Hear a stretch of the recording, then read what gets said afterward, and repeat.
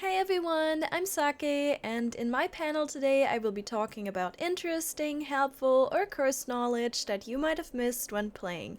I have everything from gameplay mechanics to lore tips to offer to you today, and I hope that you'll enjoy my panel. And don't worry, I'll start simple with some fun facts about gathering and the local flora and fauna. Enjoy! So, starting off with something that most people probably do know already, and that is that fruits fall down when you hit them with a purification attack. But did you know that the flight fruits in the Abandoned District do this?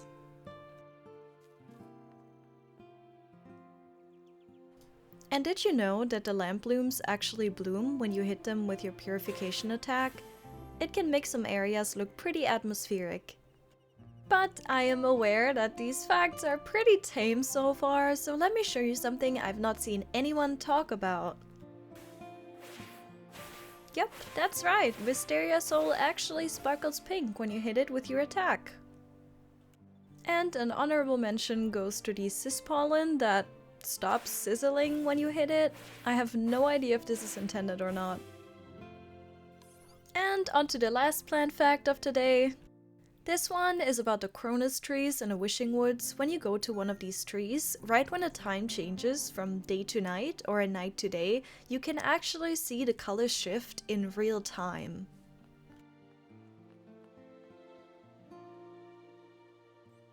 And have you ever wondered where the little mask wings are carrying the fruits to? Well, let me show you.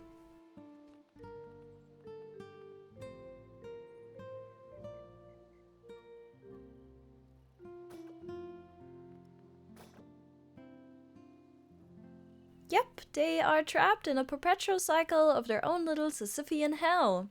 Aren't they cute?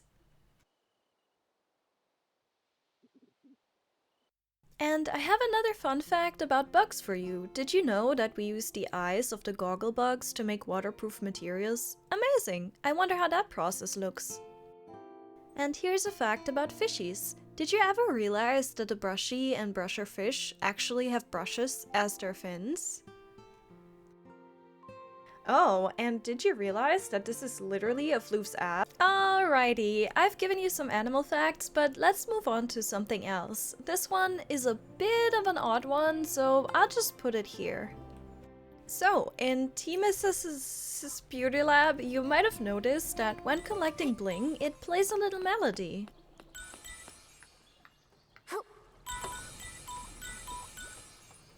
But did you also notice that when you walk around on the glass bottles lying around, they produce a sound? And what's even cooler is that if you walk on the bottles with Momo, the sound is much more noticeable.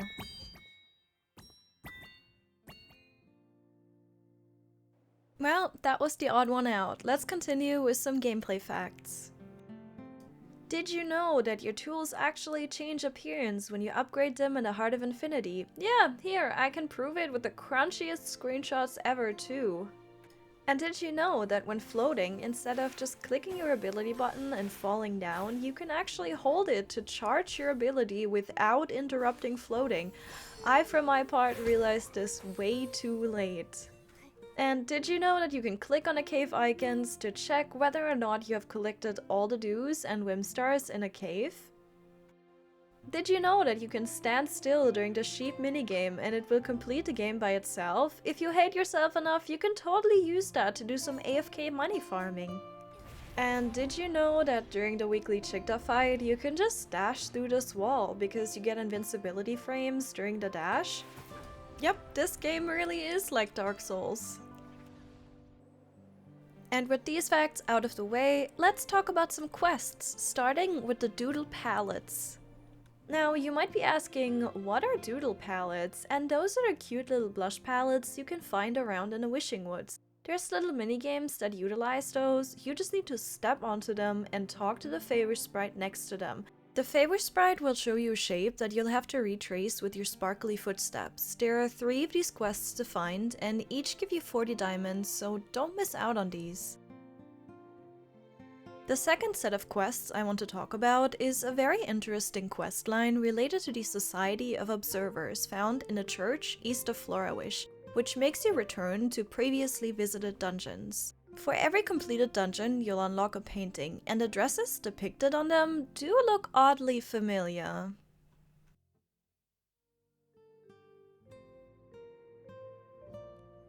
And if you like outfit facts, then you've come to the right panel, because I have more for you. And not only that, but we'll also be talking about the lore! Ring the lore alarm! Don't worry, there won't be any spoilers for the main story, just some descriptions for items or places. So let's get started with this statue in front of the mayor's residence that depicts Lilina, the first mayor of Florawish. As you can see, she wears the dress that you received from Kilo. Now, you probably know that there are 2 more dresses to get from him, and I want to show you what I think is a document related to these. It's a document you can find titled "Those Blooms, Those Favor Sprites" that states the following. In those days, when the Arosa were in full bloom, we once had countless radiant stylists who awakened here, shining like stars. The cradle of the wish dream, she led us and helped build the dream warehouse, lifting paper cranes into flight. A doctor warmer than soul fruit, she cared for desperation syndrome patients with kindness and selfless dedication. The guide of the starry sky, his guidance allowed wandering Feywish sprites to embark on their path back home. Notice how these descriptions fit the names and looks of these outfits pretty well. I for my part wonder if we would get more information on them. And here's a cool fact about the Arosa outfit and possible additions to it that we might be getting. Did you know that there are documents describing 2 relics that we have yet to see mentioned in the main story? That's right, one is a golden rose pendant and the other one is the Arosa scepter.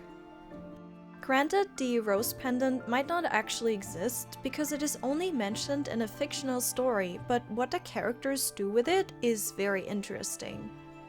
And you know why? Because they travel back in time with it. And despite that being interesting already, the scepter is actually mentioned multiple times, for example in the description of the rebirth wish evolution. And yes, that is the recolor of Mayor Lilina's outfit. It states, "The statue of the Wishing One holding the Arosa scepter has been officially unveiled as the reconstruction nears completion." People gather before the statue, making heartfelt wishes, hoping that Florawish will remain peaceful and serene forever. Additionally, we know and have been to this statue at the beginning of the game, and in a fleeting moment, Nikki actually asks about something missing from the hands of the statue. Interesting, right? But wait a minute, I have this conversation as well. Hey, you're back. You must be interested in the disappearance of the Arosa scepter. The fanatic wishers started the Mistvale War, and the Arosa scepter mysteriously disappeared. Based on the 30 detective novels I've read, there can only be one truth. So the culprit is the fanatic wishers. But if it's so simple, why is the case unsolved? Did I overlook something? Huh, that's interesting. I wonder if this door at the fanatic wisher camp has anything to do with this? Surely not. Well, I have one last fact for you, and this one is about the Mirrorland map. We already know about the 7 different nations, but we actually also already know which nations border Wishfield. The Mirrorland Wanderer's Guide found in the Daisy Inn states, "Open a map of Mirrorland and you can easily find Silken Lake. To the north of the lake lies Wishfield. It's hard to believe that this is part of the Hardcraft Kingdom, considering the vast uninhabited forest that separates it from the capital of Hardcraft. Look at the Empire of Light to the west of Wishfield, where even the fish in the sea know about the Emperor's desire to conquer the world. And look at the Starhail Federation to the east, where they only read one kind of document, business contracts. Yet, nestled between them, the tiny Wishfield possesses a rare utopian quality. The Linlang Empire in the north seems delicate in comparison, while the Terra Alliance to the west is too wild. There was a sociological theory suggesting that the emergence of whim had endowed people with godlike power, thereby validating the god's downfall. Yet, in Wishfield, where 2 branches of faith, 3 races, and 4 distinct landscapes coexist, there exists a remarkable harmony. Isn't this a perfect equilibrium between divine influence and human desire?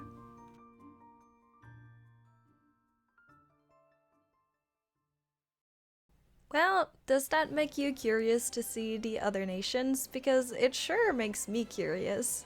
But that was it from me for this panel. We could of course talk about much more, but I encourage you to explore Mirrorland by yourself too. And I hope I was able to tell you about something interesting that you didn't know yet. Thank you so much to Nikkicon for giving me the opportunity to present this panel, and thank you for watching. I'm Sake, and I hope you enjoy the rest of Nikkicon. Bye bye!